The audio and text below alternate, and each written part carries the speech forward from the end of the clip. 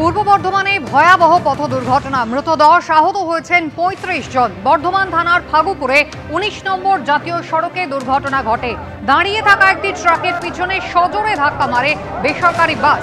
আহতরা বর্ধমান মেডিকেলে ভর্তি। এখনো পর্যন্ত 10 জন বাস যাত্রীর মৃত্যুর খবর পাওয়া গিয়েছে।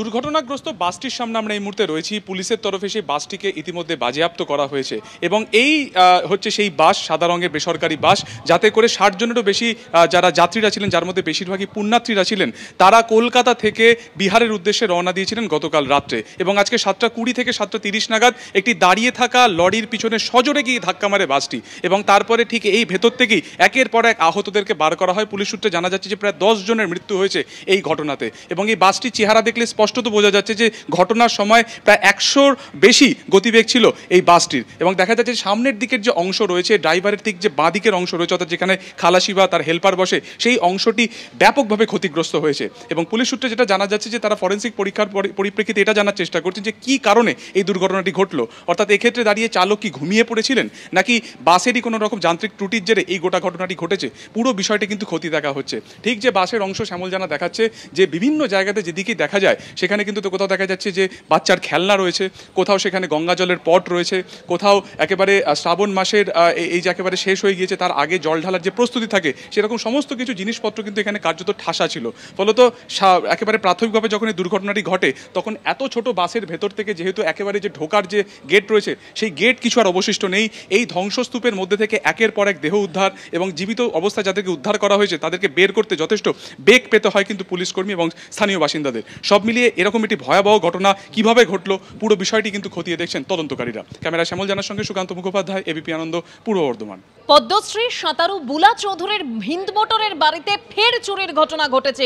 বাড়ির পিছনের দরজা ভেঙে চুরি হয়েছে বলেই খবর পাওয়া যাচ্ছে এবং প্রচুর পুরস্কার, মেডেল, স্মারক উধাও হয়ে গিয়েছে। ঘর একেবারে লন্ডভন্ড অবস্থা।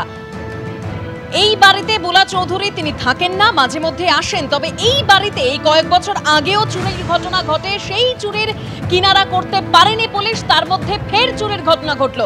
আরো তথ্য আপনাদের সামনে রাখবো। টেলিফোন লাইনে রয়েছেন আমাদের প্রতিনিধি সৌমিত্র রায়। সৌমিত্র,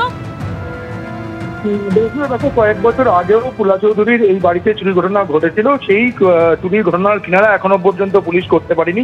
তার মধ্যে ফের আরো একবার বুলা চৌধুরীর এই হিন্দ মোটরে দেবাইপুকুরের বাড়িতে চুরি ঘটনা ঘটেছে। আর বুলা চৌধুরী এবং তার পরিবার থাকে হচ্ছে কসবার বাড়িতে। মাঝে মধ্যে হিন্দ মোটরে দেবাইপুকুরের বাড়িতে যান বুলা চৌধুরী এবং তার পরিবার। আজ সকালবেলা বুলা চৌধুরী ফোন করে, স্থানীয় বাসিন্দারা সেখান থেকে হিন্দ মোটর থেকে ফোন করে বুলা চৌধুরীকে জানান যে তার বাড়ির পিছনের দিকে দরজা ভাঙা অবস্থা রয়েছে। তালাবন্ধ যে দরজা ছিল সেই তালা ভেঙে দরজা একেবারে ভাঙা অবস্থায় রয়েছে।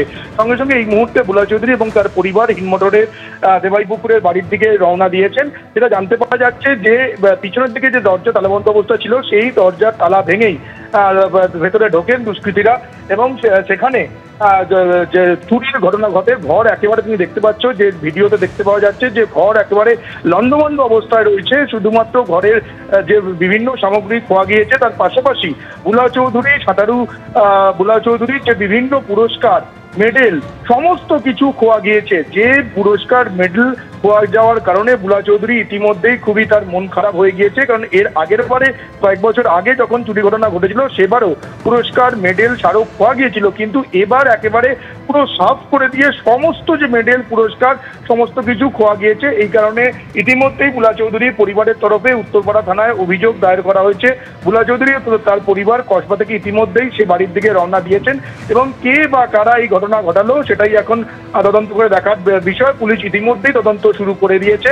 তবে এই বাড়িতে তোমাকে যেমনটা বলছিলাম, এই বাড়িতে বুলা চৌধুরী থাকেন না, সেই সুযোগেই দুষ্কৃতীরা কিন্তু এই ঘটনা ঘটিয়েছে। এর আগেও কয়েক বছর আগেও ঘটেছিল এবং ফের আরো একবার বুলা চৌধুরীর হিন্দ মোটরের বাড়িতে এই চুরির ঘটনা ঘটলো এবং এই ঘটনায় বুলা চৌধুরী এবং তার পরিবার খুবই ভেঙে পড়েছেন। কারণ বুলা চৌধুরীর কেরিয়ারের যে সমস্ত মেডেল, পুরস্কার, স্মারক, সার্টিফিকেট সমস্ত কিছু খোয়া গিয়েছে। যে আলমারিতে এইগুলো স্মারক, পুরস্কার, মেডেল ছিল সেই সমস্ত কিছু কিন্তু নিয়ে চলে গিয়েছে দুষ্কৃতীরা।